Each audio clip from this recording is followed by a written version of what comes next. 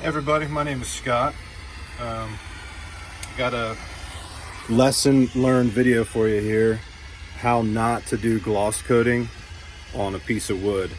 I'm building actually I'm redoing an ensuite bathroom, and my wife didn't want to use marble for the soap and shampoo tray, so I came up with this piece of babinga wood, and I was trying to coat it with epoxy, and I learned a couple of things I wanted to share with you that might help you. This has been a 3-day process for me, working, just an hour a day, but still it's a 3-day process to learn what not to do, and I'm hoping to save you some time.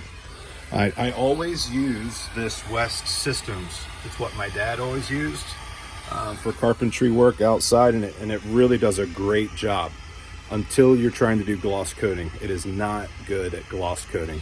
This is what I found really works. I got instead of West, this one is East Coast resin, and it's also a 2-part epoxy hardener and resin, but it says in bold letters there for super gloss coating, and that is what is really working a lot better.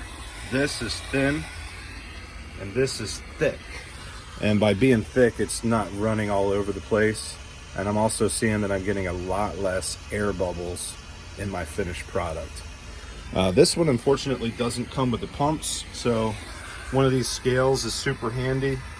I just grab my little container there, throw it on the scale, and then measure out 50-50. And it doesn't matter. I think it was 20 grams of each. Mix it slowly. If you mix it super fast, like some of the YouTube videos show you to do, you will get a ton of air bubbles, and then you've got a ton of work. You're just gonna have to sand it down. If you turn it really slow, you'll get a lot less bubbles. And then the last thing I wanted to share real quick, even though I did it slow, I've got just a few air bubbles popping up here. These started to show up right away when I put the gloss coating down about 15 minutes ago. So I'm just going to stand here with my torch. You can see I just got a regular plumber's propane fuel cylinder here. Real low flame. And I'm just going to let it dance over these air bubbles.